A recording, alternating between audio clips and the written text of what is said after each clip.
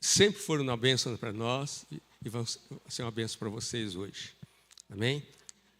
Eu não vou delongar. Pastor, que nós tivemos muito contato, amizade, né? Ficamos um pouquinho longe um tempo, né? Eles foram para Curitiba, longe e tal, aí voltaram para Campinas, estão pertinho da gente aqui, graças a Deus. Vamos orar? Amém? Lembra disso. Você, para ser abençoado, você tem que querer ouvir Deus falar. Amém? Não fique pensando na morte do bezerro. Pensa em você e em Deus que está querendo falar com você. Amém? Se concentre em Deus agora. Senhor, nós te agradecemos, Senhor, por esse momento. Obrigado pelos pastores que nos visitam, Francisco de Assis e a Beth. E nós te pedimos que o Senhor os abençoe. Que eles sejam bênção para cada um de nós. E nós, Pai, quanto a nós declaramos que temos o nosso coração aberto para o que o Senhor quer falar. Toda a nossa concentração está em Ti, Senhor. Fala conosco, Senhor, nós te pedimos, usando os Teus servos, no nome de Jesus Cristo. Amém. Amém? Amém. Boa noite a todos. Eu só vou dar uma palavrinha, que eu sou feliz, estou feliz mais ainda por estar com essa igreja querida. Já conheci alguns hoje, né? Estou feliz que nós podemos, Deus nos usa para que traga bênção a vocês e saiamos abençoados. Nós estamos sentindo já abençoados. E a palavra que vai ser dada pelo meu marido, né? Eu creio que realmente Deus falou ao coração dele e talvez ele fale um pouquinho da nossa vida. Então, quando foi falado aqui que nós passamos por desertos, nós vamos inteirar o ano que vem 50 anos juntos, então tivemos muitos desertos e muitas vezes nós não vimos oásis. Mas hoje a gente está mais atento, então diz que tem mais oásis do que deserto. Amém? Deus abençoe a todos vocês.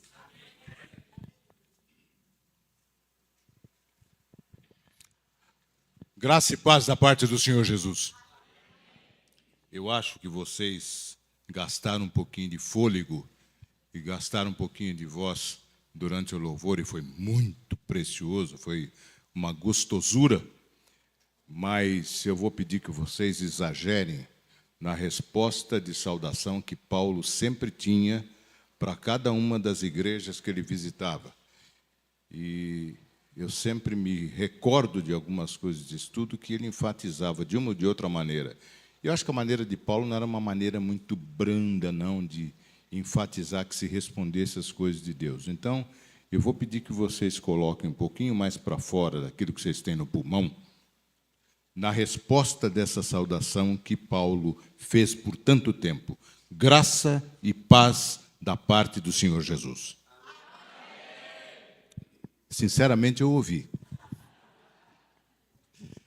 Eu quero, antes de começar a gente falar um pouquinho mais de coisas sérias, repetir com vocês, fazer com que vocês repitam e a gente faça um ping-pong comigo, de uma coisa que eu sempre fiz desde a primeira vez que eu vim pregar aqui em São Carlos, isso há 20 anos atrás. E foi uma coisa que surgiu na minha mente, seguramente da parte de Deus, mas que criou uma coisa gostosa desse ping-pong. E isso foi tão interessante que toda vez que eu vinha aqui a São Carlos pregar, e Lael e outros pastores da outra igreja que Lael frequentava, não sei, acho que foram com a cara do crioulo aqui, e sempre a gente vinha para cá, ou era para pregar, ou era para participar de acampamento. Foi um acampamento de carnaval que a gente teve a felicidade de ministrar também. E eu sempre, quando começava a falar com a igreja, eu dizia assim, repitam comigo, Deus é bom, Deus é muito bom, Deus é bom demais, Deus é maravilhoso. Então vamos fazer essa brincadeira, porque eu acho que se Deus não fosse bom, vocês não estavam aqui. Concordam comigo? Estariam aqui. Se Deus não fosse bom demais, vocês não tinham respirado hoje de manhã, porque vocês só estão vivos porque Ele renovou a misericórdia dEle na vida de vocês hoje pela manhã. Concorda? E se Ele não fosse maravilhoso, vocês não teriam respondido da maneira como responderam, com o Espírito no louvor que teve aqui, que foi um negócio fantástico. De vez em quando tem uns pastores meio malucos. Pastor é meio maluco, sabe? Vocês nivelem bem, orem pelos pastores que vocês têm aqui, porque de vez em quando precisa prestar atenção, orar um pouquinho mais com ele, de vez em quando o pastor viaja, sabe? Sai um pouco, pensa que está chegando no céu, qualquer coisa assim. Agora é bom. Normalmente isso se dá durante o louvor, sabe? E quando vocês ouvirem um pastor dizer assim, camarada, tal coisa é tão boa, que eu me senti na antessala do céu. E aí eu fico, de vez em quando eu falo que o pastor é maluco, será que o céu tem antessala? E a primeira vez que eu fiz essa pergunta, eu falei, eu acho que deve ter uma disposição de cômodos lá, tipo antessala, e tipo uma sala de jantar muito boa, porque eu canso de ouvir alguém falar nos manjares dos anjos.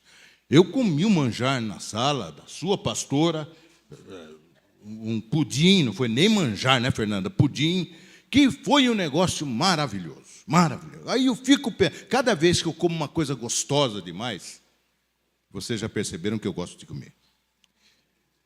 Eu fico pensando assim, caramba, se isso aqui tá bom, o tal de manjar dos anjos deve ser um negócio fantástico. Eu estou doido para experimentar o sorvete de macadâmia do céu. Vocês não têm...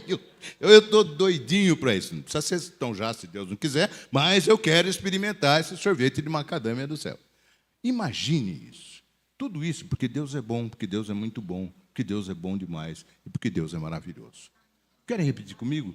Deus é bom, Deus é muito bom, Deus é bom demais, Deus é maravilhoso.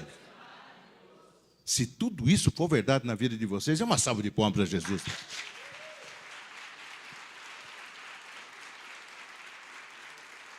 Amém. Amém. Amém. Eu vim aqui eu gosto muito de contar causos. Meu pai era cego. Meu pai ficou cego com 22 anos de idade. Ele era pedreiro, explodiu o cal na vista dele. Isso em 1927. Em Botucatu, aqui no estado de São Paulo, era uma cidade extremamente pequena, sem recursos médicos suficientes.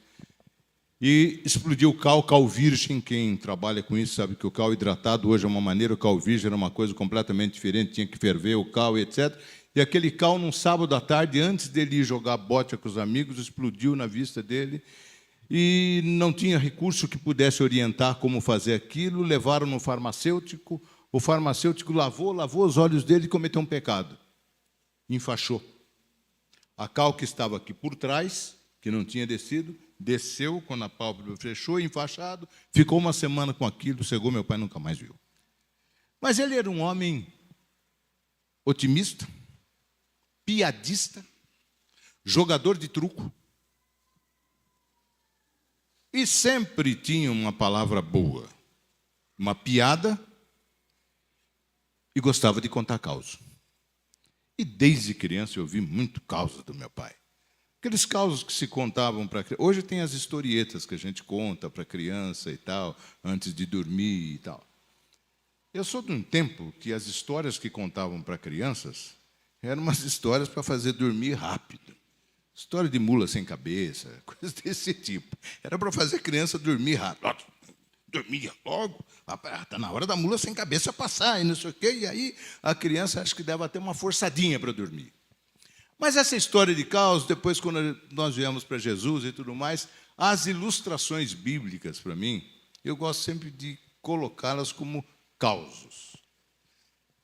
E existem causos extremamente identificados com a nossa vida, e muitos deles são a nossa vida. Se passam na nossa vida. Filmes que a gente vive, com roteiros, muitas vezes, que nós não criamos, mas que nós facilitamos para que as coisas acontecessem. Há um versículo no livro de Salmos que se tornou para nós de uma identificação fantástica, exatamente porque nós vivemos uma diversidade totalmente contrária desse versículo. Salmo 37, verso 5, que seguramente, eu juro que eu estava com meus óculos aqui. Tá aqui. Eu estou numa fase de vida, eu e Elizabeth, que de vez em quando a gente precisa de óculos para encontrar o óculos. Mas o Salmo 37, verso 5, na maioria das traduções, ele diz assim: entrega o teu caminho ao Senhor, confia nele, e o mais ele tudo fará.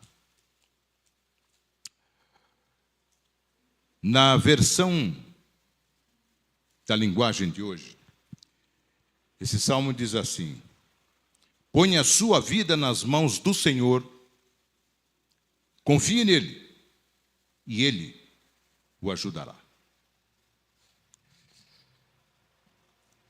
Eu nasci, eu sou filho único. Minha mãe era uma pessoa iletrada. Eu vou contar um caos da minha vida. Minha mãe era uma pessoa iletrada. Ela só sabia assinar o seu nome. E meu pai, como eu contei para vocês, era cego. A pessoa que tinha uma boa cabeça e tal, mas não via. Meu pai nunca teve previdência. A época dele, que ele ficou cego, não existia previdência. Previdência veio a partir de 30 e alguma coisa. E meu pai não tinha aposentadoria, não tinha nada. Ele fazia sacolas com barbante, trabalhou no Instituto dos Cegos em Campinas, vendendo rodo, vassoura, que eles faziam, espanadores, etc. Mas nessa época eu não tinha nascido ainda. Meu pai, eu sou do segundo casamento do meu pai. Ele teve uma vida um pouquinho complicada, porque cego com 22 anos, ele namorava uma moça de uma família que tinha, para a época e para a cidade, era uma família que tinha posses. O que ele me contava era o seguinte: era uma família que tinha casa deles, uma casa grande. A família dessa moça morava numa cidade próxima de Botucatu, chamada... Esqueci. Não, Pardinho nasceu meu pai.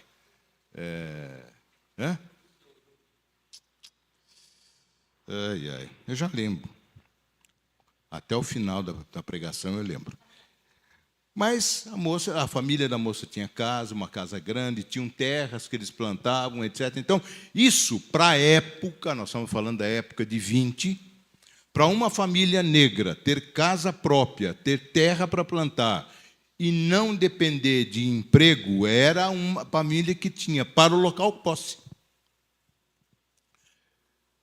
E essa moça, obviamente, ela não tinha que trabalhar. Ela foi educada dentro daquele conceito da época, preparada para ser esposa. Segundo a boa língua de uma tia minha, que já faleceu, ela dizia que meu pai era um namorador inveterado. Elizabeth é testemunha disso, que eu nunca fui igual ao meu pai. Eu sempre fui santo. A partir do nome. O fato de o dia que nós casamos, na época que nós casamos, eu ter 3 namoradas além dela, não era nada disso, era intriga da oposição. Mas o meu pai, depois que ele era pedreiro, e ele sempre contava que ele tinha bastante trabalho como pedreiro. Mas cego, ele cometeu um erro, e a moça aceitou esse erro. Cego, sem estrutura financeira, etc., ou de tratamento e tudo mais, ele casou-se com a moça. E a moça aceitou se casar com ele. Mas como é que eles iam sobreviver? O amor faz determinadas coisas que são incríveis e não é de hoje, viu? Porque 1 ano depois que eles se casaram, nasceu uma meia-irmã minha, que está viva ainda hoje. Quase 2 anos depois, nasceu uma outra menina, que já faleceu, uma outra meia-irmã que eu tinha. Então, você imagine, uma pessoa ficou cega, com 23, 24 anos de idade, casou-se, sem estrutura, sem ganho, sem trabalho, sem coisíssima nenhuma, com 2 crianças. E aí ele cometeu um mal maior, no meu modo de entender, mas se ele não tivesse cometido esse mal maior, eu também não estaria aqui. Nesta época de 1930, por aí assim, o Penido Bunier em Campinas começou a funcionar e já com pedigree de tratamento oftalmológico para a época, que era um negócio revolucionário no Brasil. Começou a ser referência em 1930, o Instituto Punido Bonier em Campinas, e diziam maravilhas, ele, sem recurso nenhum, entendendo que podia ter um tratamento diferenciado, quiçá voltasse a enxergar e tudo mais, trouxe a mulher, viajou ele, cego, a mulher, 2 crianças pequenas, uma com 1 ano e meio para 2 anos, e a outra com meses, e vieram para Campinas, sem casa onde ficar, sem ganho, sem nada. E ele me contava, por isso que eu sempre digo história, é causo, porque ele me contava que a mãe dele, que veio junto, a minha avó, esvaziou um colchão, isso é coisa de antigo, esvaziou um colchão, porque eles não tinham nada quando chegasse em Campinas, para quando chegasse em Campinas, comprar palha e encher o colchão. Trouxe só o pano da coisa. E por dó do meu pai, deram para ele um cômodo num cortiço que tinha à época em Campinas, chamado Zé de Escola, sem nada. Não sei como é que foi a história toda. Meu pai nunca avançou em determinadas coisas para me contar. Mas aí minha avó, não sei que jeito que deu de encher o tal de colchão de palha, e dormia minha avó, a mulher do meu pai, minhas 2 meia-irmãs pequenas, no colchão. E meu pai dormia em cima de jornal nesse cômodo que eles alugaram, que ele alugou. O tempo passou, meu pai conseguiu com o tempo um emprego no Instituto dos Cegos, começou a trabalhar, mudou desse local, foi para um outro local que também era casa fragmentada e alugavam cômodos, e já com uma melhor condição, com cama e etc., mas essa esposa dele da época, criada da maneira como foi criada, ela não tinha estrutura para enfrentamento de dificuldade, além daquilo que ela tinha sido criada e que ela podia esperar de uma vida de casamento. E ela teve um problema mental muito sério, e um dia o meu pai chegou em casa do Instituto dos Cegos e escutou gritos e não sei o que e tal. Quando entrou no quarto dele, essa esposa dele tinha perdido completamente o juízo e queria jogar o guarda-roupa que ele tinha em cima das crianças, talvez para sufocar as crianças, não se sabe o que podia passar na cabeça dela. Então imagine um quadro, um homem cego, a esposa perdeu o juízo, estava agressiva e querendo matar 2 crianças pequenas. Bravo, né? Bravo. Ela ficou internada há 6 anos, em um manicômio lá em Campinas, depois ela faleceu. E meu pai internou as minhas 2 irmãs na creche, no internato para crianças que existia na Santa Casa, em Campinas. Como é que um cego ia tomar conta de 2 crianças pequenas? Uma com 6 anos, 5 anos, por aí, assim, alguma coisa assim. E foi aí que ele conheceu minha mãe. Minha mãe foi criada pelas freiras lá da Santa Casa. Conheceu minha mãe, e eu estou aqui. Bonitinho. Vocês observam que é uma vida que já tem um traço de sofrimento, de coisas mal resolvidas, e que se... O meu pai nunca aceitou Jesus, nunca aceitou orientação da palavra de Deus. Meu pai era uma pessoa de coração duro.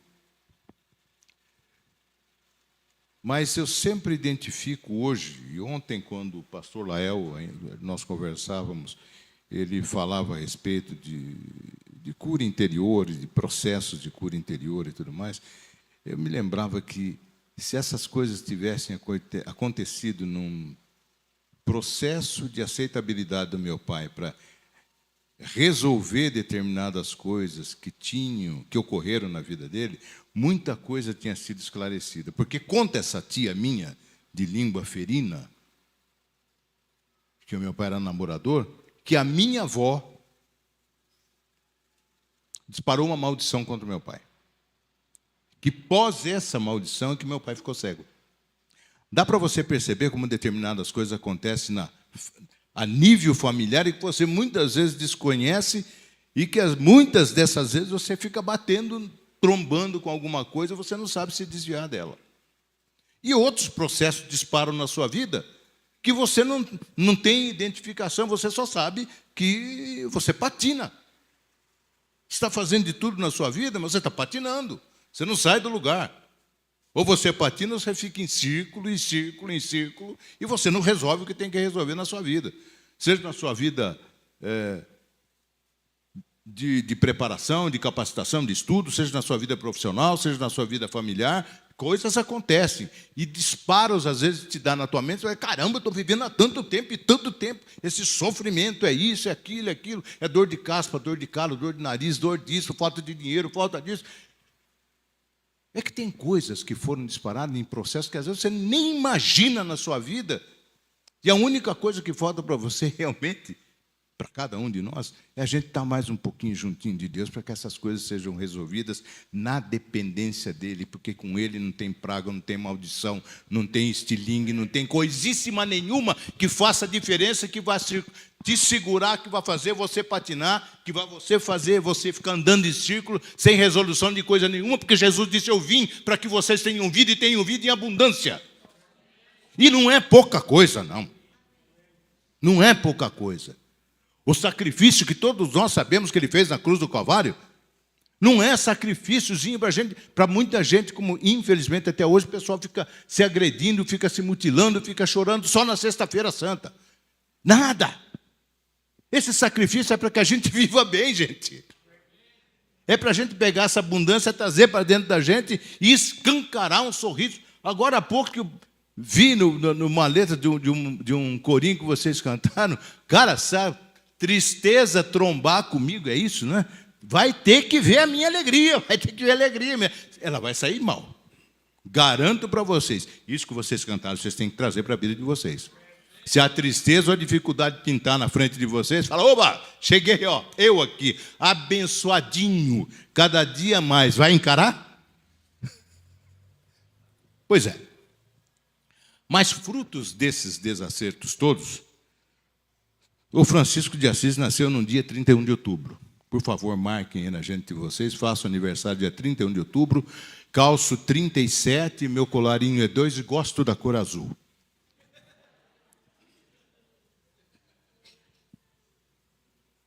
Eu cresci debaixo da orientação do meu pai e da minha mãe. Minha mãe é uma pessoa extremamente honesta, correta, católica, praticante, séria com Deus, dentro de tudo aquilo que ela aprendeu. E meu pai era vulavan. Meu pai, se tudo estiver bem, ele ia na igreja, se tudo estiver mais ou menos, ele não ia, por isso e por aquilo. Meu pai era do momento que tivesse bem a coisa.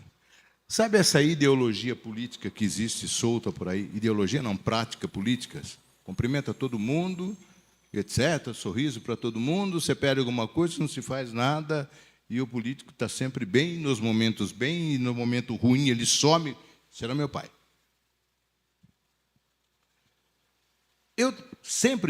Meu pai nunca me orientou mal na vida. Oh, vai roubar, não, isso não. Ele dizia que eu tinha que ser um homem de bem. E queria que eu estudasse. Só essas coisas que ele queria. E minha mãe sempre me levando à igreja.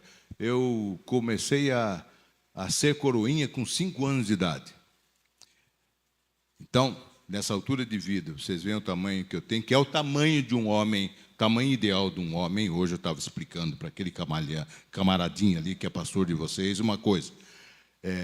Tem sempre muita gente espalhada por aí, fazendo gozação com baixinho, etc., etc., mas eu vou explicar um negócio muito sério para vocês.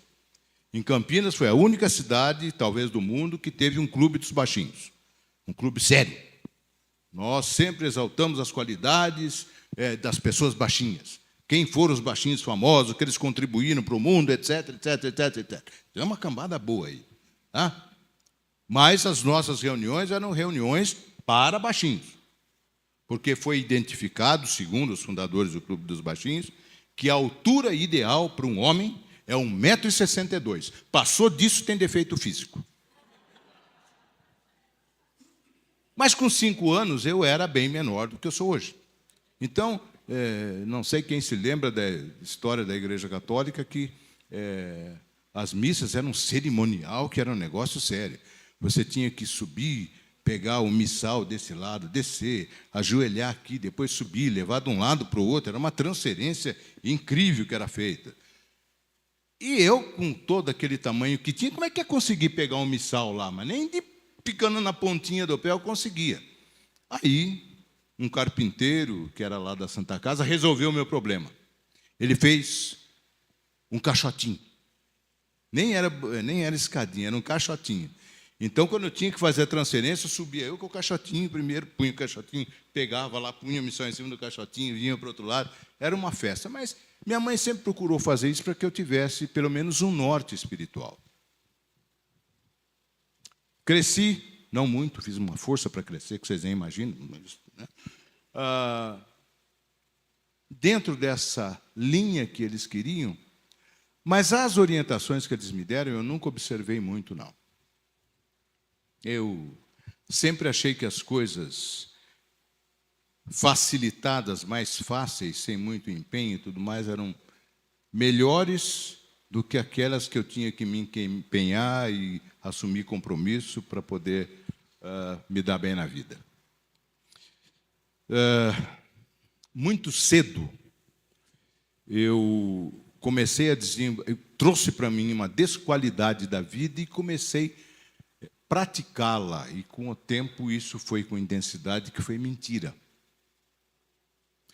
E mentira é um processo complicado. Vocês partindo do entendimento que mentira é pecado e é abominado por Deus, imagine que um pecado traz problema. Concorda? Qualquer tipo de pecado vai trazer problema. Então, o tratamento de mentira é o seguinte: você conta uma mentira. Para você consertar uma mentira, você tem que contar 5. Deu para entender a multiplicação disso? Como é que vai dar? E daqui a pouco, você se envolveu e contou tanto que a sua vida, num determinado ponto, passa a ser uma mentira. E a pessoa tem que tomar cuidado, porque ela vive dentro de uma mentira. E, às vezes, ela acredita que as coisas que ela espelha e fala que são mentira é aquilo que realmente ela vive. Eu usava muito essa artimanha. Com isso, eu comecei a dizer... Deus sempre me aquinhoou, sempre me deu um dom que eu nunca trabalhei bem, que foi facilidade de comunicação. E eu usava a facilidade de comunicação para coisas que não convinham. Com 14 anos de idade, eu fui para o seminário católico. Minha mãe, coitadinha, se empenhava tanto disso. Uma época nós ficamos morando... Minha mãe foi caseira de uma igreja e eu era coroinha da igreja, não sei o quê. Me envolvia tanto, e aquele cerimonial era tão colorido. A cerimônia chama a atenção de criança, né?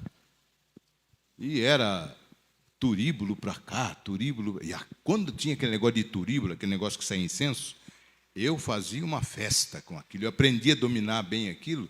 Então, tinha toda a cerimônia, o padre virava as costas, eu ficava virando o turíbulo assim. Até que um dia levantou aquela tampinha, sem querer, uma brasa saiu. Foi uma coisa danada.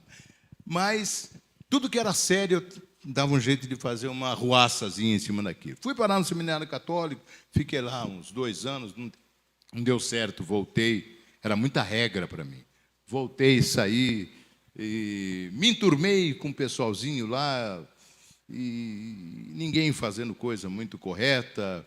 E a tendência minha para o lado da coisa errada era muito grande. Com 14 anos de idade, eu tomei o primeiro gole de cachaça meu. Primeiro. E só parei quando encontrei Jesus. E isso foi aumentando. Tá? 14 eu tomei 1, e daí a proporção foi um negócio muito sério. Mas, talvez, sem saber de coisas que espiritualmente acontecem, eu era um namorador de primeiro. Era, com todo esse tamanho.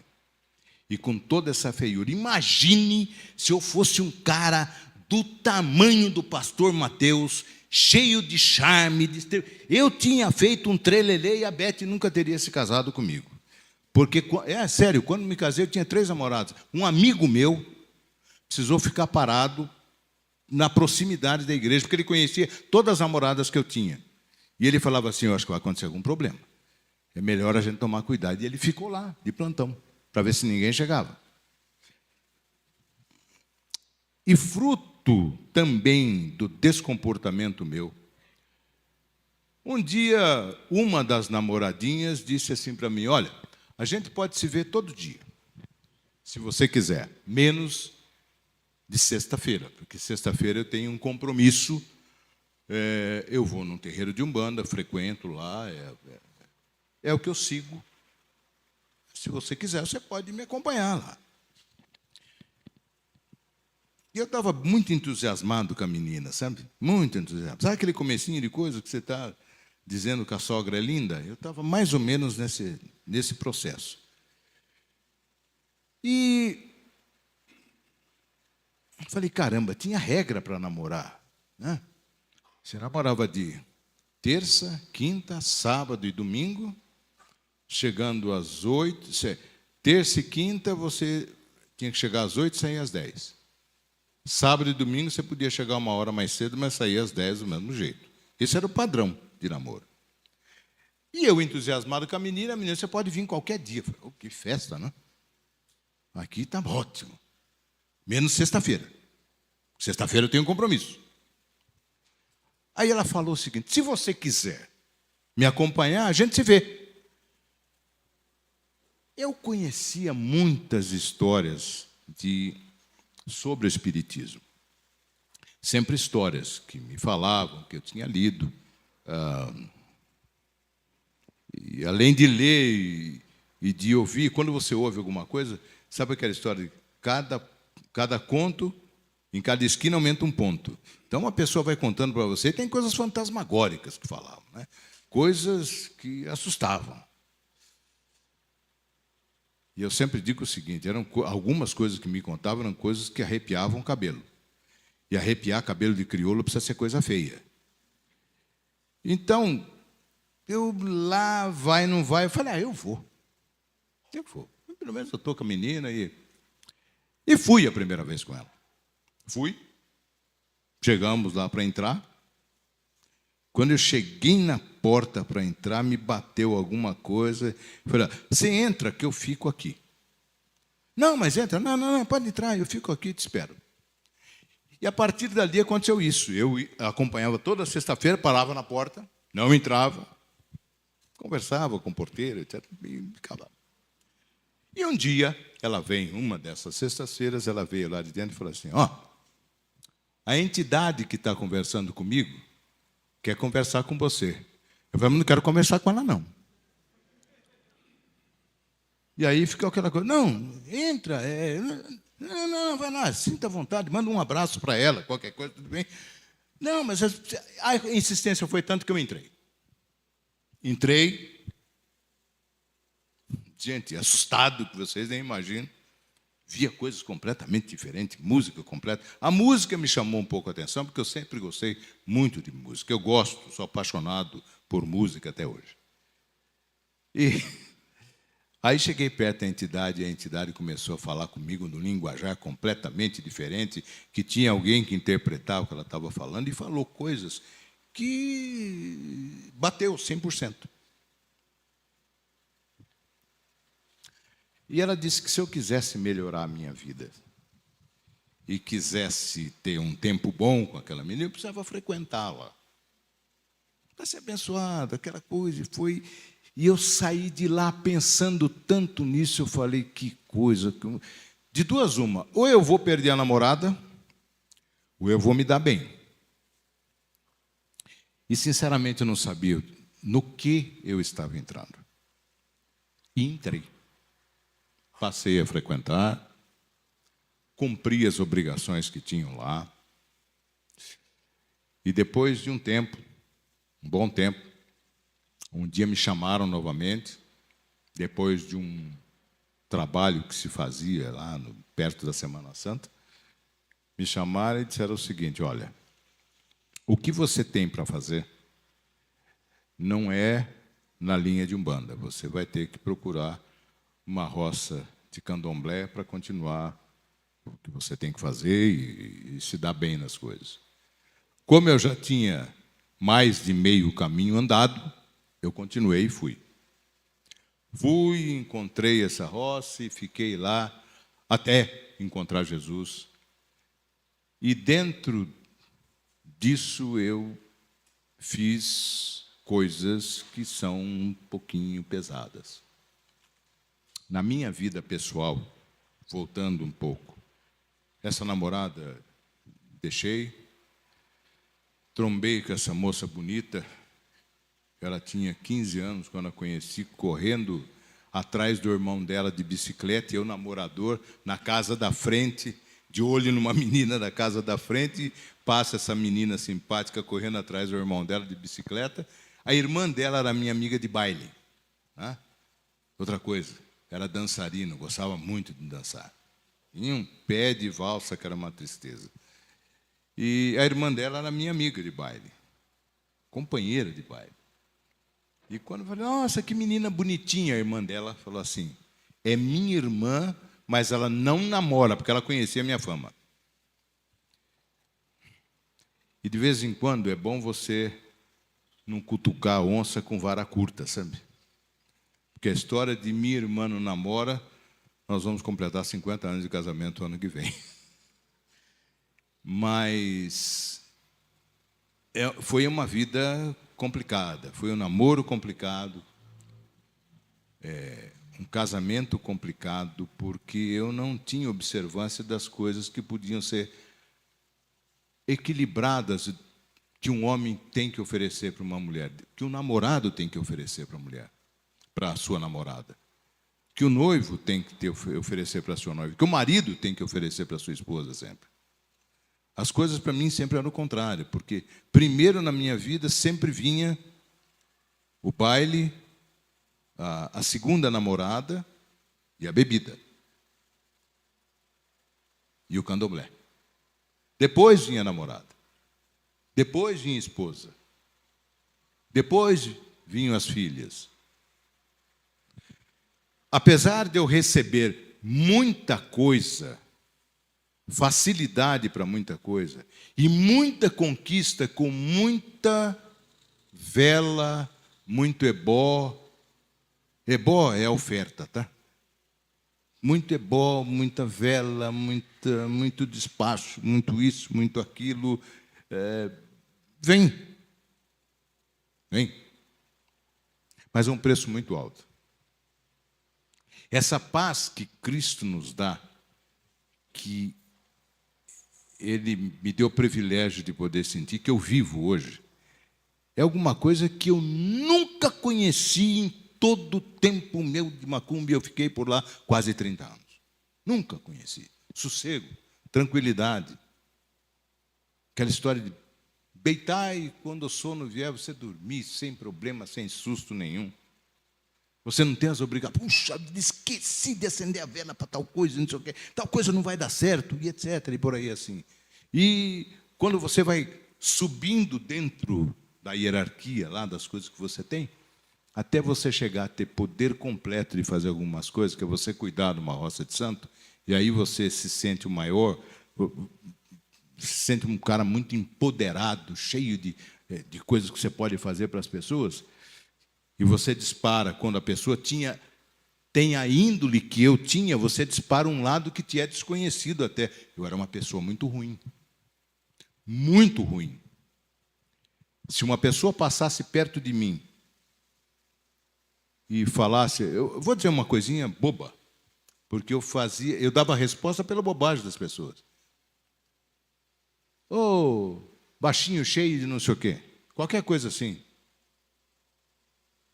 Eu dava um jeito de saber onde é que a pessoa morava e o nome da pessoa, e de graça eu acendi uma vela de ponta cabeça para ela.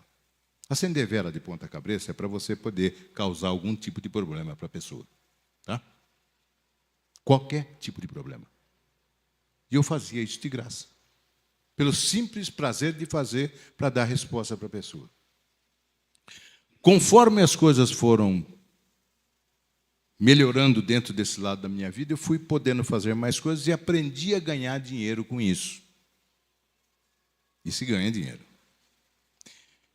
Quanto mais você faz determinadas coisas, determinados eventos que você cria e pode praticar, você vai ganhando mais respeito e dinheiro, respeito e dinheiro, respeito e dinheiro.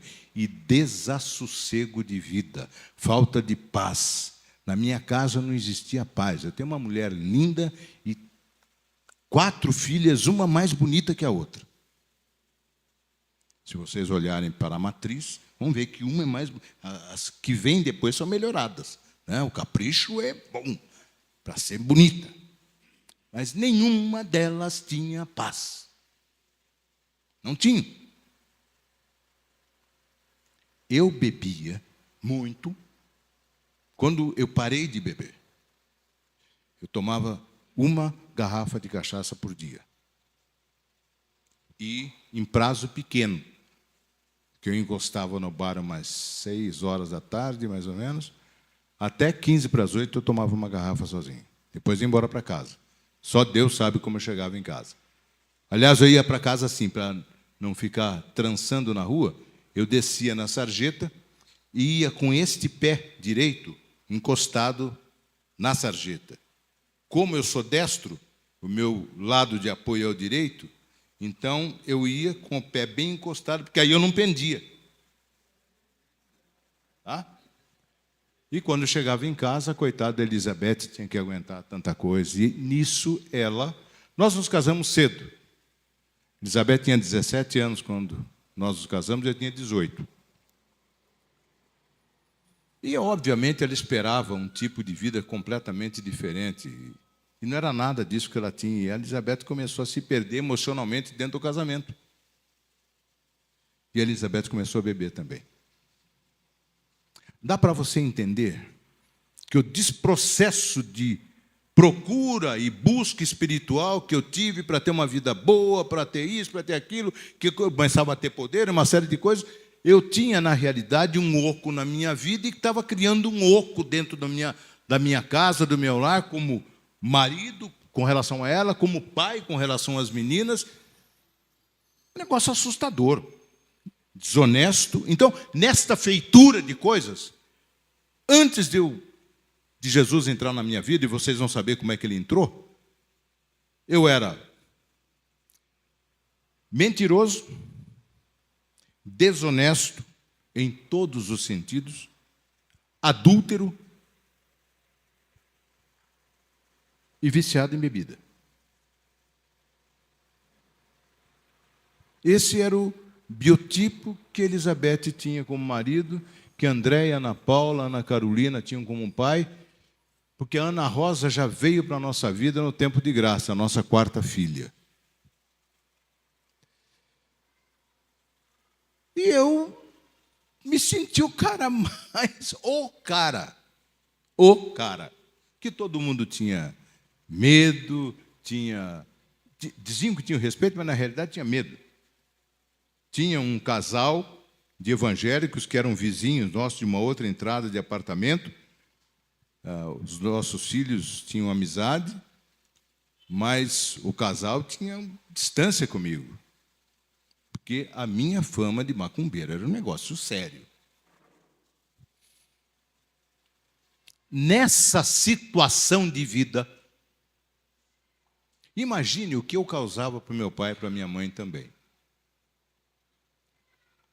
Vocês que são mães, imagine se vocês têm vocês desencontram qualidades no filho ou na filha de vocês com relação àquilo que ele vive. E meu pai e minha mãe tinham isso. Então eu decepcionava meu pai, minha mãe, minha mulher, minhas filhas, por tabela, minha sogra, meu sogro, são pessoas boas. E eu me achava o cara. Mas, na realidade, eu não tinha nada. Eu tinha muito dinheiro e não tinha muito dinheiro. Dá para imaginar alguém que ganha muito dinheiro fazendo um despacho para matar uma pessoa, que era o mais caro que tinha? E era feito e a pessoa pagava? E a gente tinha conta de luz atrasada. Dá para entender isso? Como é que são as coisas? A história do dinheiro que entra fácil sai mais fácil ainda. E não era pouco dinheiro. Existe mais ou menos uma tabela que não é estabelecida por nenhum conselho de macumbeiros do Brasil, mas existe uma tabela de cobrança daquilo que se faz. Existe tabela mais ou menos próxima para abrir jogo de búzios, para acender uma vela para não sei o quê, para fazer um despachinho A, despacho B, despacho C. Nessa linha de despacho, o despacho que se faz para matar uma pessoa e para separar um casal são os mais caros que existem. Aí alguns de vocês, e sempre é assim, que muitas vezes desacreditam disso, falam: mas mata. Mata. Mata. Basta não ter compromisso com Deus. Basta estar aberto para que as coisas aconteçam. Basta estar fora do alvo, de ser alvo de Deus. Uma das coisas que, quando iam encomendar alguma macumba na Roça de Santo, a primeira coisa que a gente perguntava é o seguinte: essa pessoa é Bíblia? Quer dizer, é evangélico? Se falasse não dá para fazer. Entendeu? Não dá para fazer. Nenhum zelador de santo vai arriscar a sua fama tentando fazer um despacho, tentando acender uma vela, para uma pessoa, quando por trás dessa pessoa tem um assoprador de vela. Entendeu? É por aí. Nessa vida que eu estava, a coisa ia desse jeito. E essa bonitona aí chegava em casa no desespero, ela trabalhando num órgão do Estado, chegava em casa no desespero todo dia de tarde para fazer janta e colocava na frente dela um copo com cachaça e ia bebendo enquanto fazia janta. Essa era a vida que eu estava tendo. E me achando o cara. Fruto dessas coisas todas, uma vez arrebentou em cima de mim um processo sério. Muito sério. E eu quero fazer uma ilustração antes de avançar para vocês. Eu era uma pessoa extremamente fria. O que eu tivesse que fazer para alguém, eu fazia e não sentia pena, nem remorso, dó, nada. Tudo que eu fazia de ruim, que acabava disparando em cima da minha casa, eu não me incomodava. Nós tínhamos discussões que eram um negócio estratosférico. E eu sempre achava que eu tinha razão. Ora, eu punha dinheiro em casa, tá? Como que ela me ofendia desse jeito? Eu sumia de casa, mas como? Eu estou atrás de trabalho para levantar dinheiro, sem dar satisfação.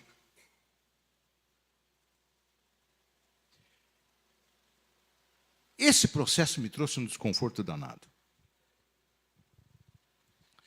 E eu não sabia que àquela altura da vida tinha gente orando por mim. Então vocês coloquem no entendimento de vocês uma coisa. A exatidão e o poder daquilo que a palavra de Deus diz.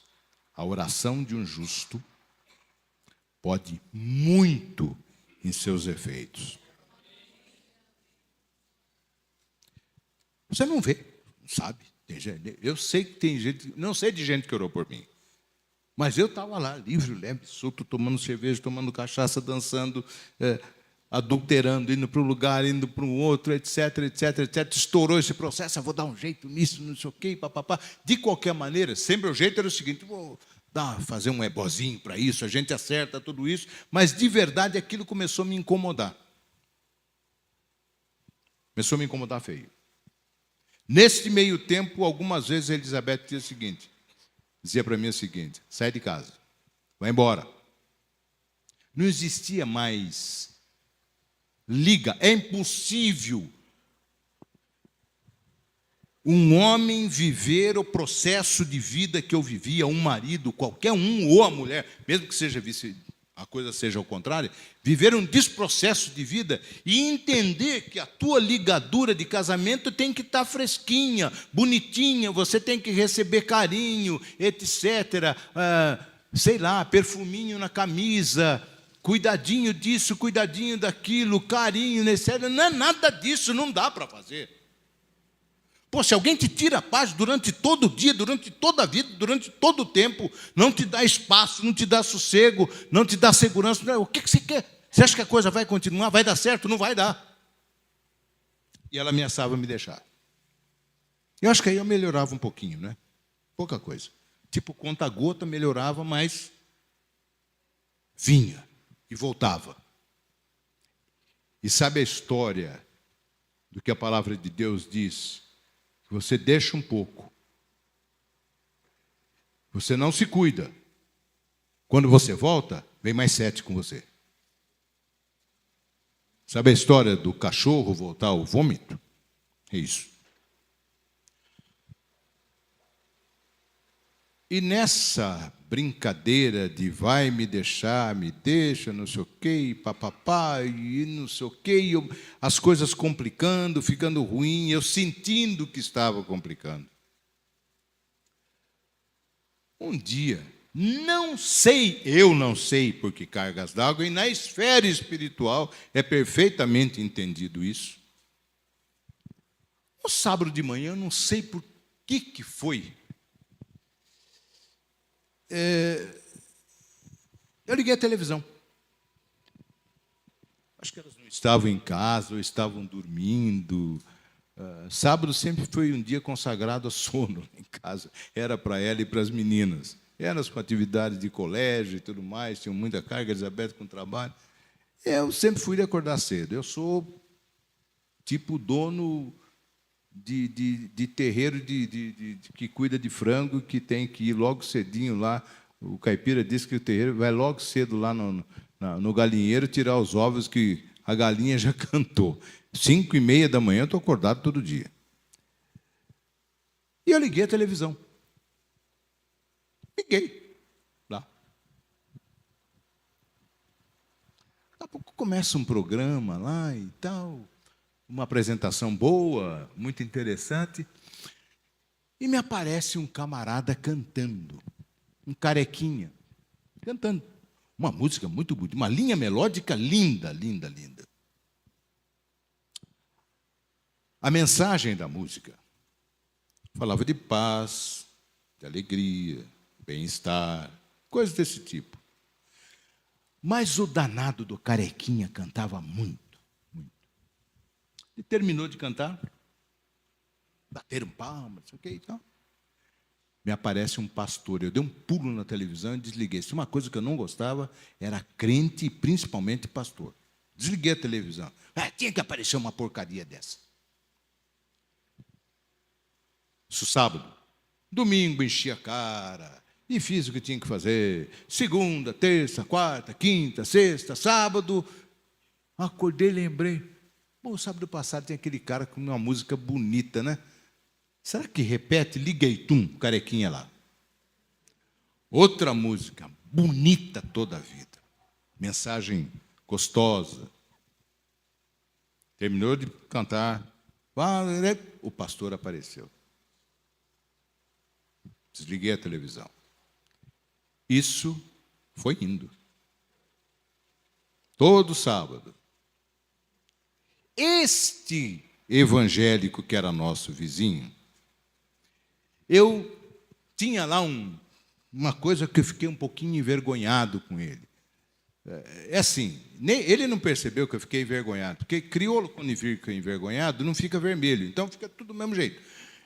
Mas eu fiquei porque, eu não sei, no meio dessas coisas de começar a ver o carequinha cantar, um dia eu tinha enchido a cara, que vocês nem imaginam, E passei em frente ao apartamento dele, fui lá, apertei a campainha, ele demorou para me atender. Devia estar ocupado com uma coisa. Quando ele apareceu, eu falei assim, você tem uma Bíblia para me dar? Olha só, você tem uma Bíblia para me dar? Ele não me deu. Eu não sei se ele não tinha. Ele tinha receio de mim. Que eu estava bêbado era perfeitamente percebível. Por alguma razão ele não me deu. Lógico que quando passou o efeito da bebida e tudo mais, o que eu tinha que bater na casa do Elivaldo para pedir Bíblia? Pô? Sujeito que nunca me incomodou, as crianças se dão bem. Caramba, você está perdendo o juízo, Francisco de Assis. Só nessa vera que está perdendo o juízo. Precisa pedir desculpa para ele. Eu não sabia como pedir desculpa para ele. Mas quem ia chegar lá e falar para ele, desculpa que eu estava bêbado, eu vim pedir Bíblia. É esquisito, não é? Não, falei, um dia vai dar certo. Um dia eu estou passando pelo estacionamento, ele está pegando o carro dele para sair, eu falei, agora. Falei, Livaldo, tudo bem, tal, bacana, tal. Rapaz, queria te contar uma coisa.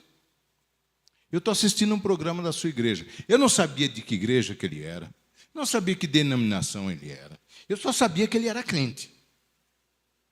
E para mim, que não sabia nada, crente era uma panela só.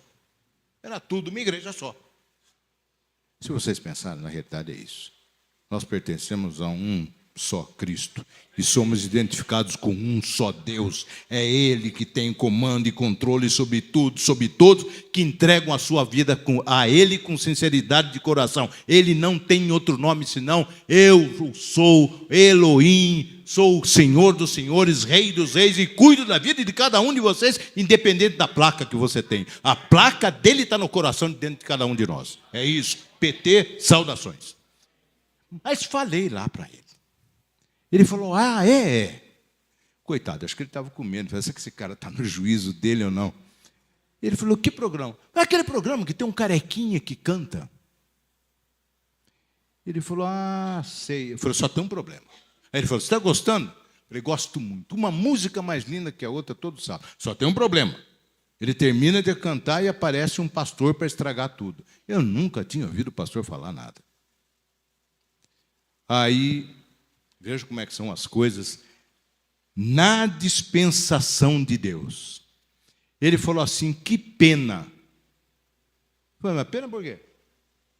Ele falou assim, porque o carequinha canta depois que o pastor fala.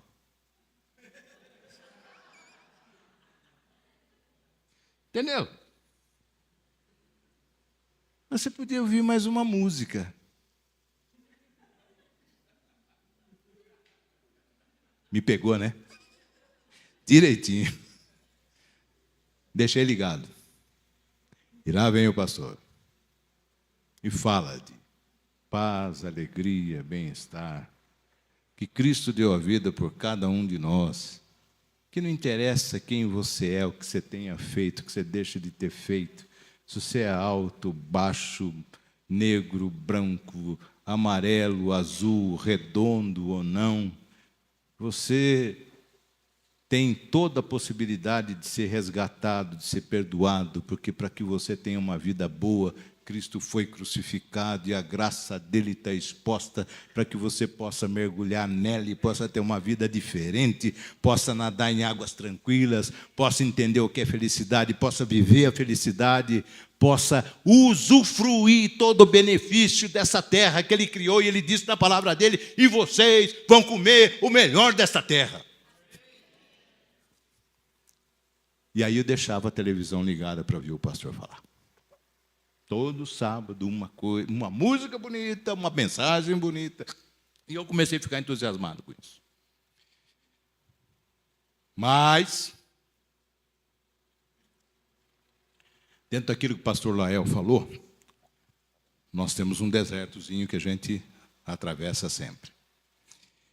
E alguém que eu tinha servido muito tempo não estava gostando disso, com certeza. Com certeza.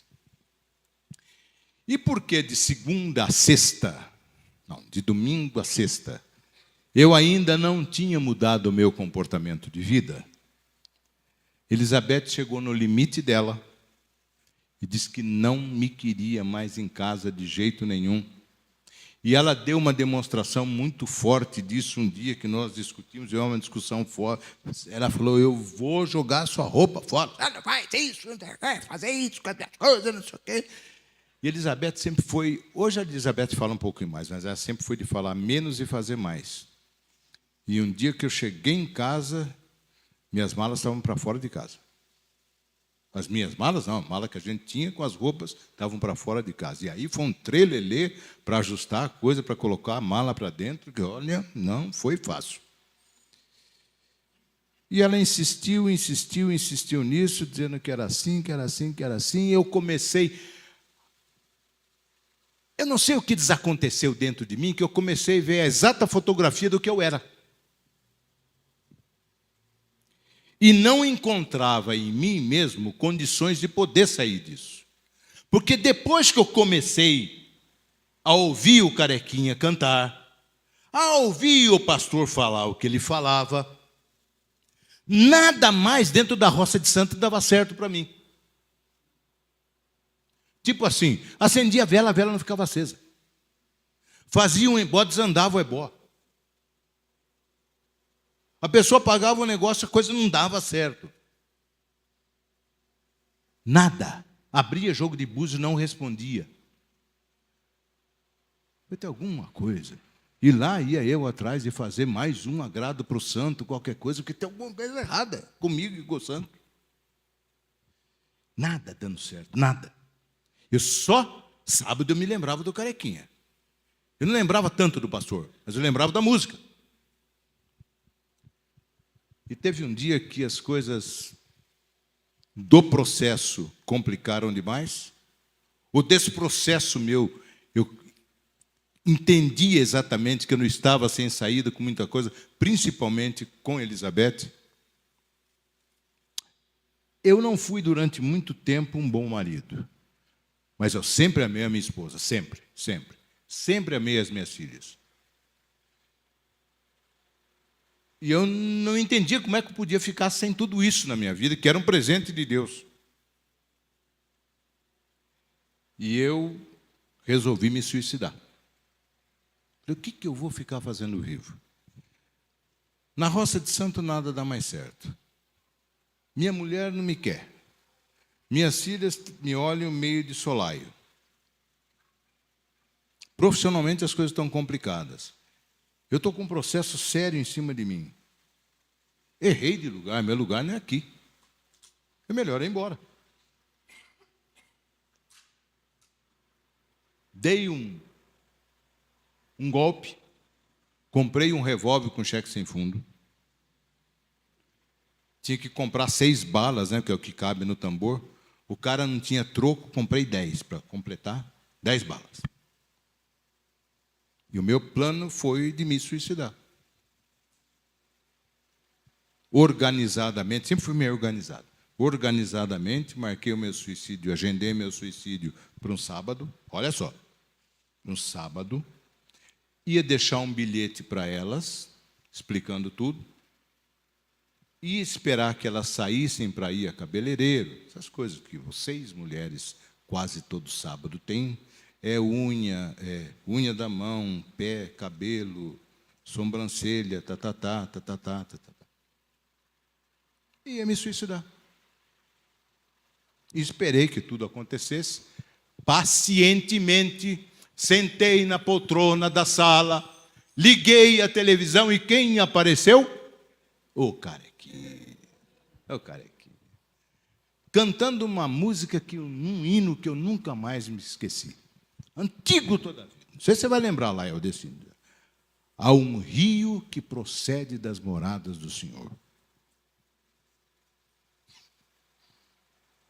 Eu fiquei prestando atenção naquela letra, naquela música, e daqui a pouco lá vem o pastor. Bíblia aberta, ele tinha um jeitão alto, doido, ele falava, o cabelo dele ia para cá, é para lá. Mensagem muito bem fundamentada. E ele falou a respeito de vida nova. Todo mundo tem possibilidade de ter uma nova vida. Independente de quem você é. E ele começou dizendo o seguinte: mesmo que você seja um diretor da maior empresa dos Estados Unidos, mesmo que você seja o presidente da República de um país, mesmo que você seja a pessoa que tenha mais poder material na terra, mas se você tem uma machucadura por dentro, e por causa desse machucado interior você vive mal, quero dizer para você que eu vim aqui dizer para você que você pode ter uma nova vida. E só depende de você. E foi nesta linha, falando a respeito de vida nova em Deus, pedindo que Jesus entrasse na sua vida. Ele disse: todo mundo duvida porque é muito fácil. É a coisa mais simples do mundo de acontecer, é você ter uma vida nova desde que você peça para Jesus.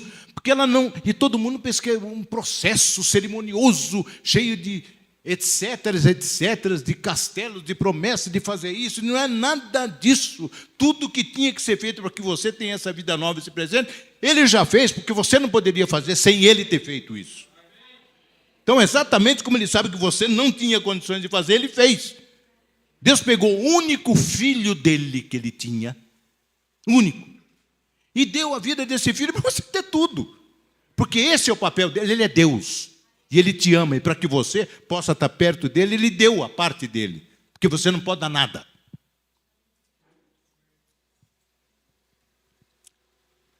Eu estou ouvindo aquilo. E ele aí ilustrou, como é bem o jeitão dos pastores americanos, pega uma ilustração no final. Ele disse que eu vou contar uma coisa para vocês. Vou arrumar o meu cinto aqui que está complicado. Muito bem. Eu vou contar uma coisa para vocês. Tem um homem que tinha um problema muito sério na vida dele. Ele não tinha trabalho, ele não conseguia nada. Não conseguia trabalho, não conseguia continuar no trabalho, apesar de ser um bom profissional, porque ele tinha um vício de bebida. Ele tinha um vício de bebida, ele bebia muito. E ele não conseguia trabalho. E esse homem sempre recebia a atenção das pessoas, mas ele não conseguia deixar.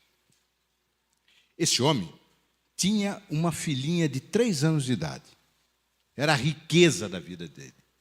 Tudo que ele podia fazer de melhor, ele fazia na direção da filha.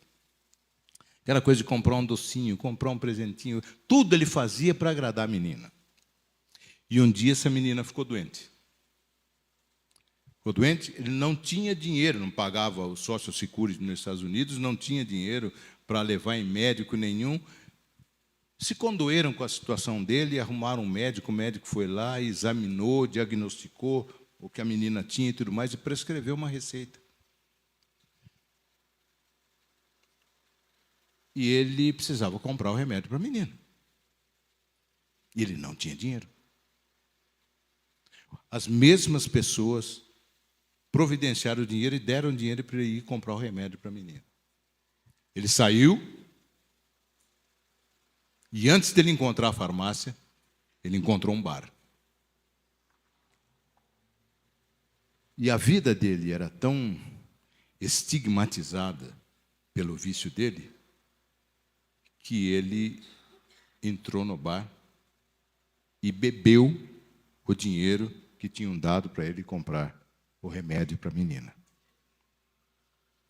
Ele estava num estágio da saúde com a bebida. A bebida vai enfraquecendo a pessoa em tudo, fisicamente. Acontecem umas coisas esquisitas. E ele estava já naquele estágio que eu contei para vocês que eu, no final, estava bebendo uma garrafa de cachaça sozinho. Mas tem pessoas que eles passam disso e a coisa vai tão longe que, às vezes, a pessoa bebe qualquer coisa, pouca coisa, e ela já, sabe, cai e não tem... E ele estava nesse estágio. E ele caiu. Ficou caído na rua lá. As pessoas passavam por ele porque todo mundo sabia que ele tinha esse vício, bebia. Viu lá, mas um dia caído vai fazer o quê? Não é? Depois de muito tempo, ele recobrou os sentidos e tal, levantou, foi para a casa dele, abriu a porta. Quando ele abriu a porta, ele viu uma reunião de pessoas em cima perto da sala dele, uma mesinha pequena, humilde na casa dele, tinha um caixãozinho lá, e a filha dele tinha morrido pela falta do remédio e já estava no caixão. Esse homem chorou demais, ficou perto do caixão, não saía dali, e num determinado momento, depois de muito tempo, ele tirou os 2 sapatinhos brancos da menina que tinham dado para ela ser enterrada, saiu com aqueles sapatinhos, foi numa casa de penhor, vendeu o sapatinho e foi para o bar e bebeu de novo. Quando eu ouvi o pastor falando um negócio desse, eu estava sozinho na sala da minha casa, elas já tinham saído, revólver do lado, papel e caneta para escrever o tal de bilhete, mas o carequinha tinha chegado antes. Eu dei um pulo do sofá e comecei a falar. Ele falou, parou. Assim, o pastor começa a falar, tem um ponto da mensagem que ele para que crie uma situação para a pessoa entender e isso impacta a pessoa. Eu comecei a falar para o televisão, cara safado, sem vergonha, vagabundo. Eu dizendo para a televisão, quem devia morrer esse cara, não sei o quê, não sei mais o quê. Eu não entendo como é que eu comecei a jogar aquelas coisas para fora. É que aquilo pegou uma criança, eu sou amarrado em criança. E era nas minhas filhas. E naquela época eu tinha uma pequenininha, a Carol, que vocês conhecem, era pequena. Interessante, enquanto eu falei, foi um momento que o pastor ficou quieto. Aí ele voltou e disse o seguinte, mas eu vou contar uma coisa para vocês. Esse homem, um dia, ouviu a mensagem de salvação. E esse homem, apesar de todos os problemas dele, ele ouvindo a mensagem de salvação, ele aceitou a Jesus na sua vida. Jesus entrou na sua vida, transformou esse coração que ele tinha, tudo na vida dele, limpou a vida dele dos vícios, dos problemas, das cacas que tinha e tudo mais, transformou, fez ele um outro homem e hoje ele é um missionário na África. Eu parei, fiquei olhando para a televisão e falei, eu sabia que um dia esse safado ia contar uma mentira. Como é que pode Deus perdoar um homem que leva a sua vida à morte? Como é que pode? Dá para entender? Na minha cabeça não dava. Pelo que eu era, ruim, frio, calculista, desprovido de qualquer instinto que pudesse me aproximar de Deus, desconhecedor da graça de Deus, servindo a outros deuses que não ao único Deus, cheio de vícios, cheio de problemas, causando tudo que eu causava dentro da minha casa. Como é que eu podia admitir que alguém podia perdoar alguém que tinha levado a filha à morte? De novo o pastor falou isso e parou. E aí ele tomou uma atitude que foi complicada na minha vida, naquele momento, e foi a coisa mais abençoada no mundo. Um gesto dele, ele fez assim. Ele fazendo assim, lá, o dedão dele vinha na minha direção. E aí ele falou assim, agora eu quero falar com você, que pode estar aí num bar, num restaurante, num hotel, na rua, ou na sala da sua casa. Deu para entender? Ou na sala da sua casa. E sem tirar o dedo, ele continuou. Pode ser que com você tenha acontecido coisas muito ruins na vida. Talvez você esteja desempregado. Você possa estar passando por problemas sérios na sua vida, que você não tem encontrado saída. Pode ser que você seja... Aí que começou a parte... O dedo assim. Pode ser que você seja um adúltero, um ladrão, um assassino. Pode ser que você tenha um vício igual a esse homem. E o dedo dele não saía de lá. E aquilo começou a me incomodar. E eu estava em pé desde a hora que eu tinha xingado o homem na televisão. Estava de pé na sala. Ele falou assim: por que é que você não dá um espaço como esse homem deu para que Deus possa mudar a sua vida? Aquilo começou a mexer comigo. Mais do que já estava mexendo e eu não sabia. E sem tirar o dedo, ele disse o seguinte: eu vou fazer uma oração. E vou pedir que você repita essa oração aonde você estiver.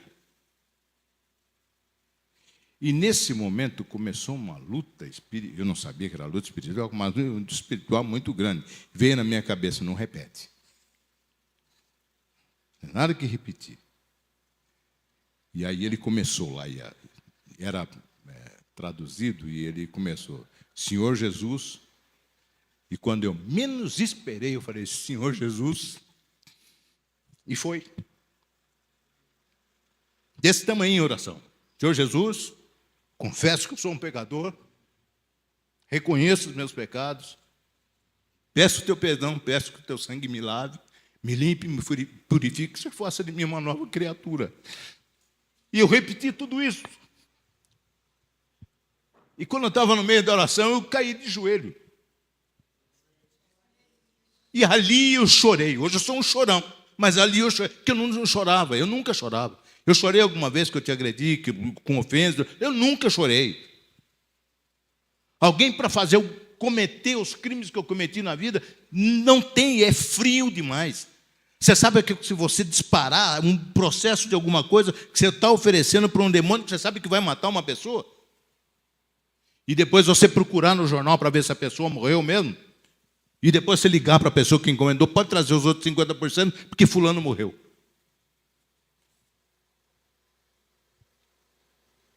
E eu vi naquele dia o que é o tamanho da graça de Deus.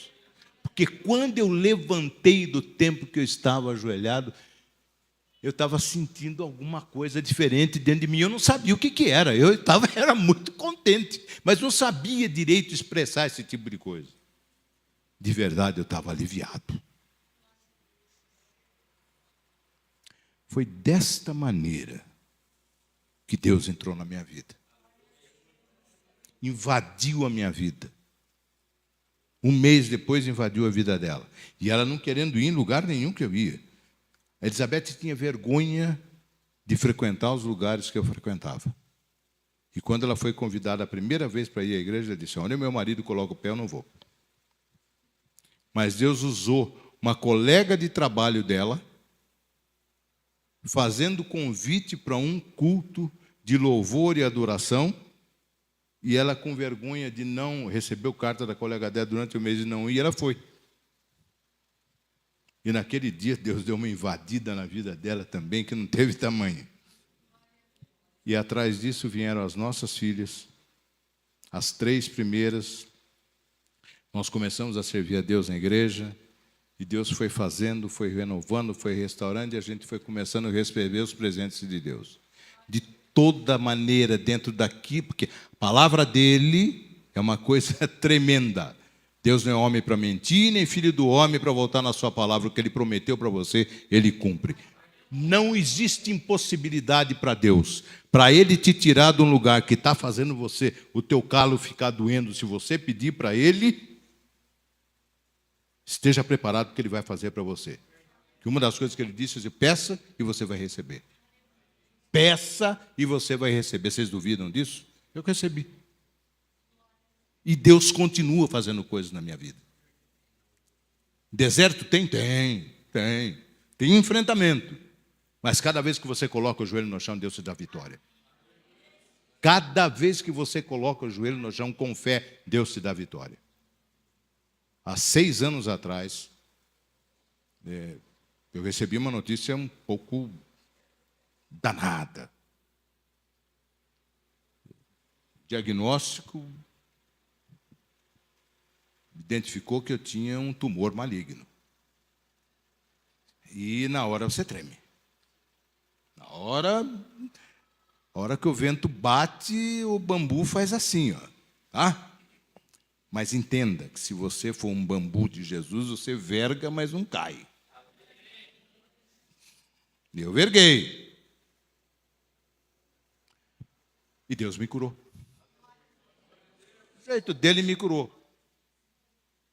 E vou contar uma coisa para vocês, como é que foi, para mim entender exatamente aquelas coisas que ele faz para você entender. E esse é o tipo de amor que eu tenho por você. Eu precisava operar. E o médico, quando me examinou, disse assim: Sr. Francisco, não tem jeito. O tumor do senhor está numa forma tão perto dessa parte óssea do senhor que não tem espaço para operar ali. Não tem. Falei, caramba, agora a viola foi para o brejo. Ele falou, eu vou fazer tratamento de radioterapia. Vai dar certo. Médico japonês, do jeitinho tranquilo que todo o pessoal Nisei tem, vai dar certo. E aí, é aquelas coisas que você fica sem saída. Mas quando você é cristão, você sabe que você tem a saída. Deus não providenciou outra coisa? É esse o tratamento? Vamos lá.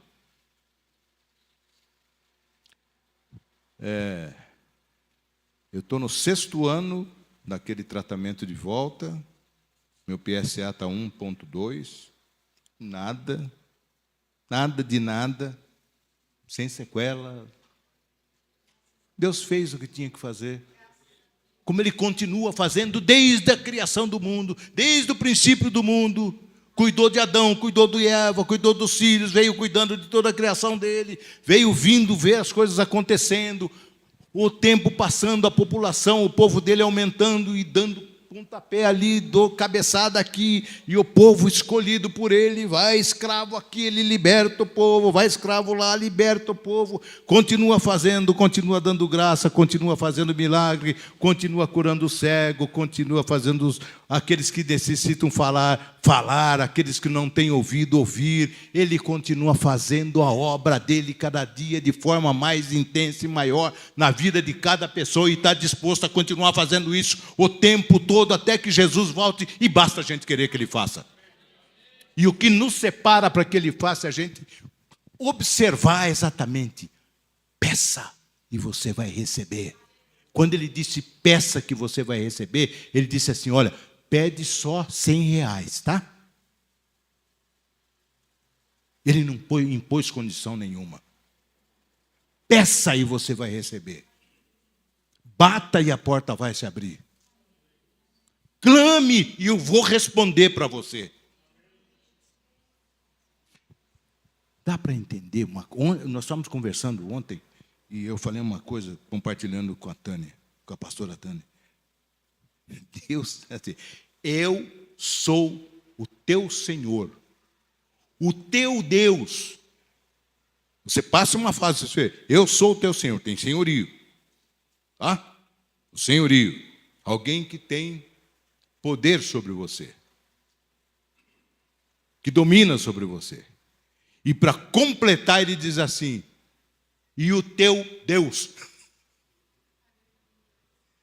Deus não tem infinitude. Deus é completo. Dele é o céu, a terra, o que está acima do céu, embaixo da terra, o que tem nos mares. Ele tem o controle do tempo, ele tem o controle da vida, ele tem o controle de todas as coisas com as quais nós precisamos viver. E se ele tem o controle, e ele disse assim, clama a mim e responder-te-ei, e te mostrarei coisas grandes e incríveis que você não conhece. Por que a gente vai deixar de pedir? Por que a gente vai deixar de dar um passo na direção desse Deus? Essa é a minha história. Eu sou uma pessoa extremamente feliz. Extremamente feliz. Eu e a minha casa, por misericórdia e graça deles, temos servido a Deus há quase 34 anos. E a gente tem uma marca muito grande na vida dele, na nossa vida. É a marca do sangue. E essa marca não sai. Da verga da nossa vida, essa marca não sai. Eu vou pedir que você faça uma coisa agora. Sinceramente, eu não sei como é que é a vida da maioria de vocês aqui. Eu posso entender que cada um de vocês tem um desafio dentro da vida de vocês. Inclusive aqueles que servem a Deus. Vocês possam ter os seus desafios de vida. Pegando de novo a palavra do pastor Lael, nós atravessamos por desertos por aí, gente. Às vezes, no nosso pequeno entendimento, existe muito mais deserto do que oásis. Mas entenda uma coisa. Parece que existe mais deserto do que oásis. O Deus que nós servimos, o Deus de justiça, Ele jamais iria criar mais desertos do que oásis. Senão a graça dele não existiria. Muda esse tom.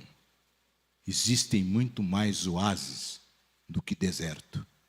O que a gente precisa é abrir os olhos da nossa fé para identificar a quantidade de oásis que existe. A quantidade de rios de água viva que correm da morada do Senhor e que podem abastecer a vida de cada ser humano o tempo todo da vida, até que Jesus volte e nos leve junto com Ele para uma morada simpática. E daí para fora, e tem manjar dos anjos lá. O tamanho do teu desafio, despreze.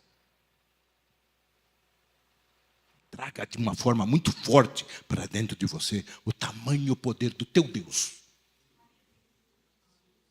Faça esse desafio, por pior que possa ser aquilo que você tenha na frente. Por maior que seja o cheque que você tem que cobrir amanhã. Por maior negação que possa existir para aquele que está aqui e precisa de emprego, todos os nãos que você recebeu nessa semana que passou, esqueça. Tem um momento que o teu ser vai entrar num clamor, num diapasão de clamor tão bonito, tão em sintonia, tão fina com Deus, que o emprego vai bater na tua porta, vai cair no teu colo. E talvez Deus tenha deixado você de uma forma mais tranquila para te preparar para ser muito melhor daquilo que você poderia ser num emprego em que você poderia ganhar 100 e você possa ganhar 300 no outro local. Faça uma outra coisa nesse tempo que eu vou pedir que vocês meditem um pouco. O que você tenha que pedir, peça o melhor. Peça pela metade, não. Peça o melhor. O teu Deus é Senhor de tudo, dono de tudo, tem poderio sobre tudo, resolve tudo. Não há impossível para Ele. Não existe impossibilidade para Deus. Para quem fez parar o sol, não tem impossibilidade. Para quem abriu o mar vermelho, não tem impossibilidade. Nenhuma. Para quem falou para Lázaro, sai, Lázaro, não tem impossibilidade. Porque se ele falasse, sai daí, todos os túmulos se abririam lá e ia sair, o cemitério ia ficar vazio, mas ele queria Lázaro. Existia um propósito da ressurreição de Lázaro para que as pessoas entendessem o poder que Deus tem. Eu quero que vocês curvem a cabeça e mergulhem na vida de vocês. Mas sem reticências.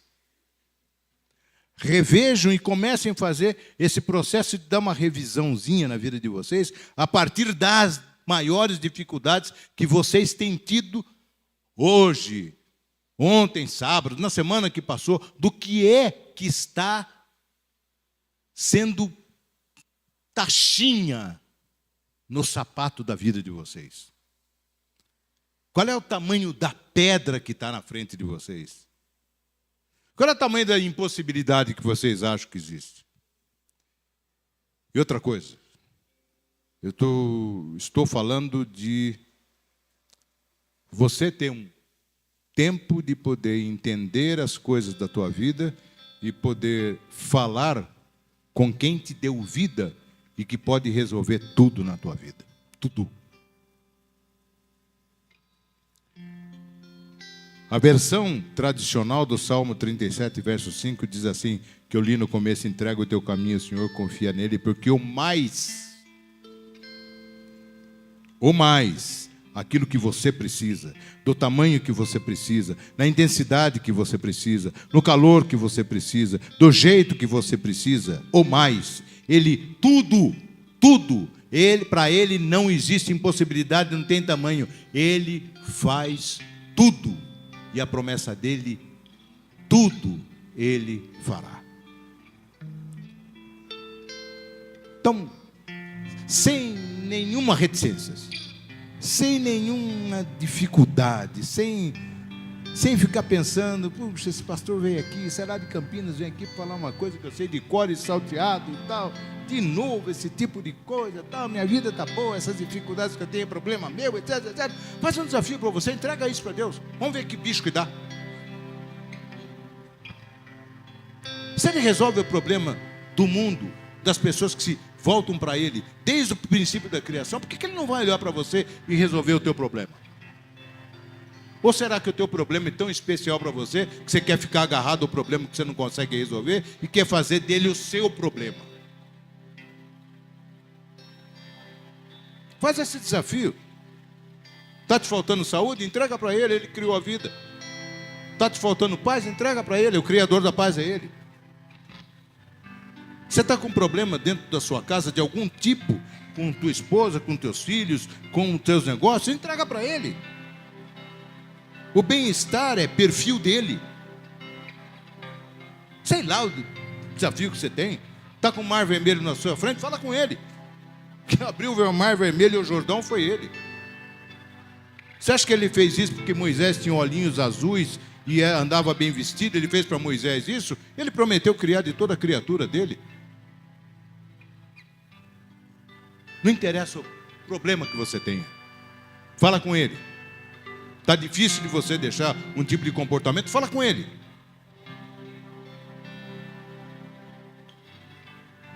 Se desafie para fazer isso. Mas olhe com ele com o coração sincero.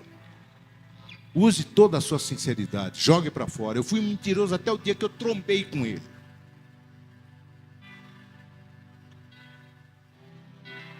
E se você precisar, dá um encontrão com Jesus. Dá um encontrão. E se você porque se você for sincero e você tentar se desviar desse encontrão, ele mesmo disse que a graça dele vai correr atrás de você, ele vai te agarrar. Ele vai te pegar. E se você for sincero, ele vai te abençoar. Ele vai te dar graça. Ele vai te dar paz. Ele vai te dar bem-estar. Ele vai restaurar a sua vida. Ele vai suprir as suas dificuldades. Deixa ele invadir sua vida. Deixa ele invadir sua vida. Deixa ele despejar um tsunami de amor na sua vida.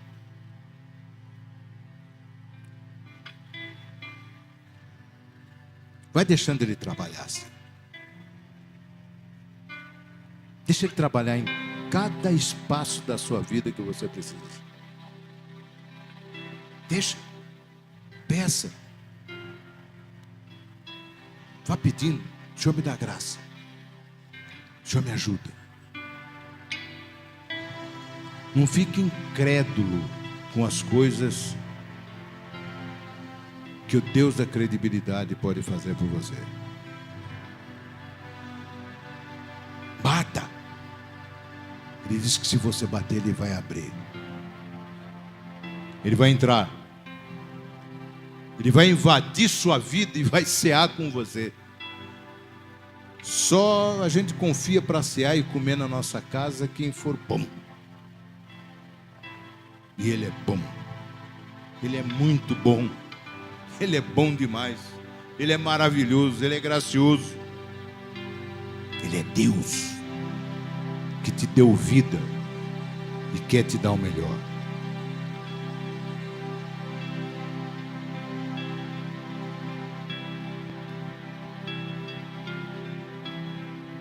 Eu vou fazer uma pergunta agora, vocês continuem com os olhos fechados. Não sei se há entre nós alguma pessoa que ainda não teve a oportunidade de dizer assim: Senhor Jesus, eu reconheço duas coisas. Primeiro, eu reconheço que eu não sou tão ruim quanto o pastor Francisco. Minha vida não é nada disso, dessa sujeira que ele tinha na vida dele. Mas eu não tenho o Senhor na minha vida ainda, eu não entreguei minha vida para o Senhor ainda.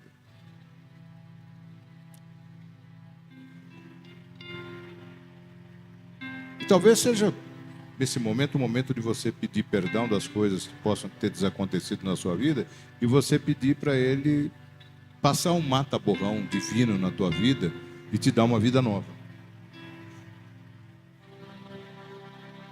Isso eu estou perguntando, alguém entre a gente que quer dizer o seguinte: Senhor, está aqui minha vida, ó. Até agora eu tentei acertar e não deu muito certo, as coisas têm batido na trave. Eu tenho patinado, eu tenho andado em círculos. Toma a minha vida, dá um jeito nela, dá uma vida nova para mim. Alguém quer tomar essa decisão e fazer essa entrega? Se tiver, levanta a sua mão, só para a gente orar por você. Vou dizer o seguinte: Senhor Jesus, está aqui minha vida. Amém, amém, vi sua mão. Mais alguém? Mais alguém? O Senhor, toma a minha vida aqui. Leva a minha vida. Faz o que o Senhor tem que fazer, porque eu sei que o Senhor pode fazer o melhor das coisas.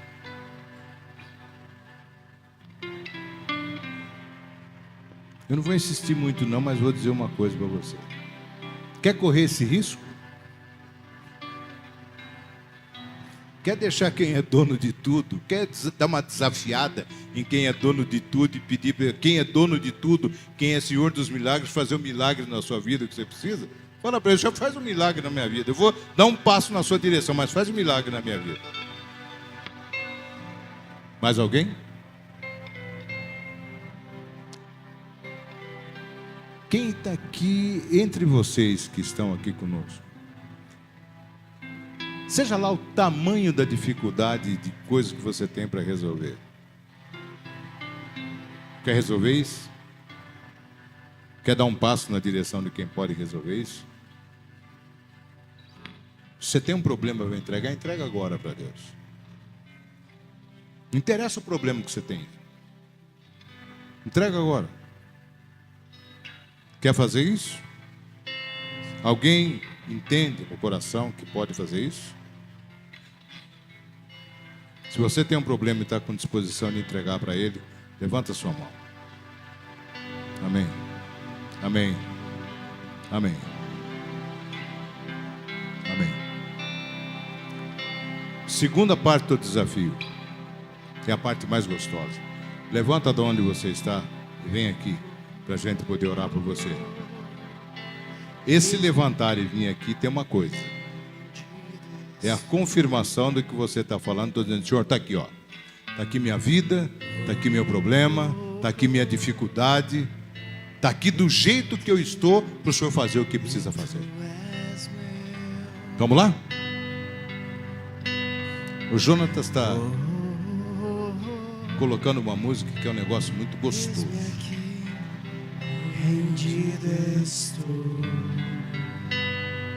E é exatamente isso que você precisa fazer agora. Pura e simplesmente dizer: Senhor, está aqui, ó. Tudo aqui. Estou jogando saco de problemas aqui na tua frente.